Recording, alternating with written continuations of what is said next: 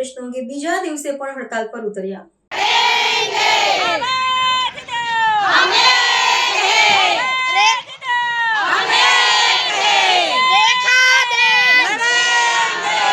કાંકરેજ તાલુકા મામલતદાર કચેરી પાસે હિન્દ મજદૂર સભા ગુજરાત બનાસકાંઠા જિલ્લાના ઉપપ્રમુખ રેખાબેન જોશીની આગેવાની હેઠળ બીજા દિવસે 1, 2, 3 ઘટકની આંગણવાડી કાર્યકરો અને તેડાગર બહેનો એકઠા થઈ હાથમાં બેનર લઈને સૂત્રોચ્ચાર કરી પડતર પ્રશ્નો અંગે હડતાલ ઉપર ઉતર્યા હતા।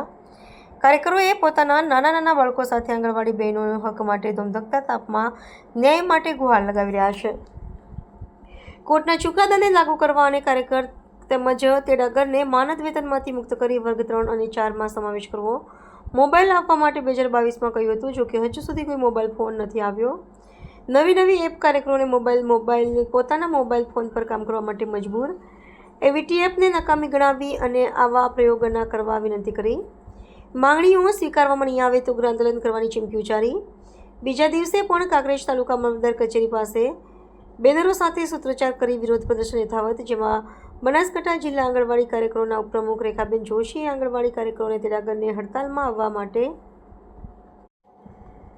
રોકવામાં આવતા હોવાનો આક્ષેપ કરવામાં આવ્યો છે। ઘટકના સીડીપીઓ રજા ઉપર ઉતરી ગયા। નવી આંગણવાડી કાર્યકરોને તેડાગર કેન્દ્રો ચાલુ રાખવામાં આવ્યા।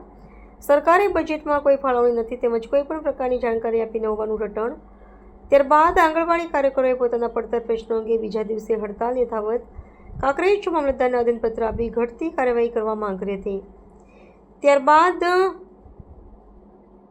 કાંકરેજ તાલુકા પંચાયત કચેરી ખાતે આઈસીડીએસના સીડીપીઓ કાંકરેજને ગઈકાલે આવેદનપત્ર આપી પોતાના પડતર પ્રશ્નો અંગે નિરાકરણ લાવવા માટે માંગ કરી હતી।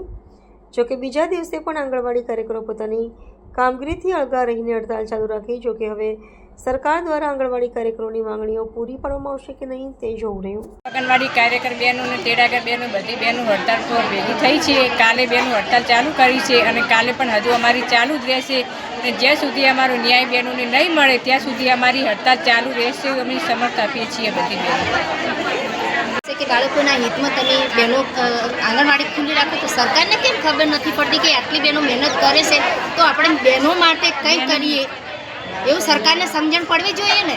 બસ બહેનો જોડે બસ કામ જ કરાવવું છે એમને, મફતના અમે નોકર મળી ગયા છે એ માટે સરકાર અમારી જોડે કામ મફતનું માગે છે।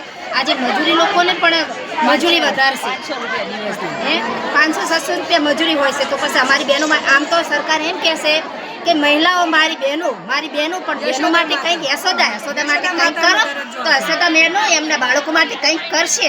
કાર્યકર બહેનોની પડતર માંગણી છે પણ બાળકોના હિતમાં તેડાગર દ્વારા સેન્ટર ચાલુ રહે એવી હું આશા કરું કાર્યકર બહેનો।